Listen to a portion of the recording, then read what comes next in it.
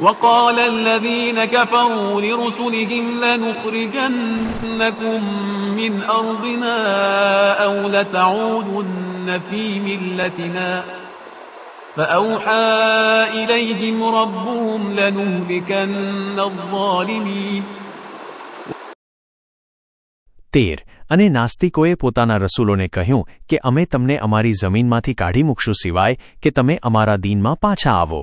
પછી તેમના પરવરદિગારે તેમની તરફ વહી મોકલી કે અમે જરૂર જાલિમોને હલાક કરી નાખીશું. તફસીર: કાફિર લોકો જ્યારે અંબિયા અલૈહિસ્સલામ સામે દલીલથી જવાબ આપી શકતા નહોતા ત્યારે તેઓ તાકાત અને જુલ્મનો રસ્તો અપનાવતા હતા.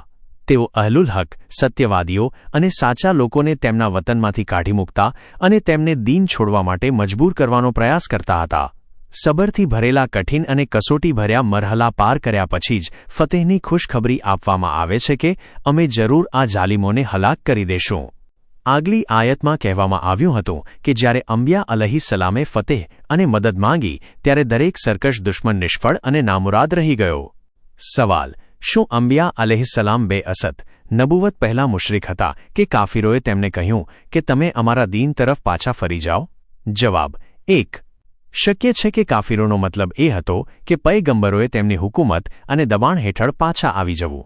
એટલે કે તેઓ કહેતા હતા, ભલે તમે ઈમાન ધરાવો પરંતુ અમારો વિરોધ ન કરો અને તમે તથા તમારા અનુયાયીઓ અમારી રીતમાંથી બહાર ન જાઓ.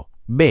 આઉદ પાછા ફરવું શબ્દ જો ઇલા સાથે આવે તો તેનો અર્થ પહેલાની સ્થિતિમાં પાછા ફરવું થાય છે, પરંતુ અહીં તે બીજા સંદર્ભમાં આવ્યો છે, તેથી તેનો અર્થ બદલાવ લાવવો પણ થઈ શકે છે, એટલે કે તમારો અકીદો બદલો અને અમારો દીન સ્વીકારો.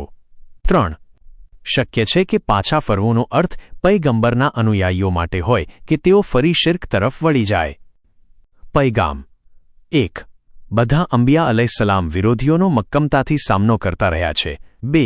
ધમકી અને દેશનિકાલ જલાવતન કરવું એ દલીલ વગરના જાલિમ લોકોની જૂની રીત છે. 3. કાફિરો ક્યારેય નથી ઈચ્છતા કે મોમિનોની પોતાની અલગ અને સ્વતંત્ર ઓળખ હોય. 4. ધમકીનો જવાબ ક્યારેક અત્યંત મજબૂત અને સ્પષ્ટ શબ્દોમાં આપવો પડે છે. 5. હલાકત વિનાશનું કારણ માત્ર કુફર નથી પરંતુ જુલ્મ છે. 6. જુલ્મ ક્યારેય ટકતો નથી અને જાલિમનો અંત હંમેશા નાશ અને વિનાશ જ હોય છે.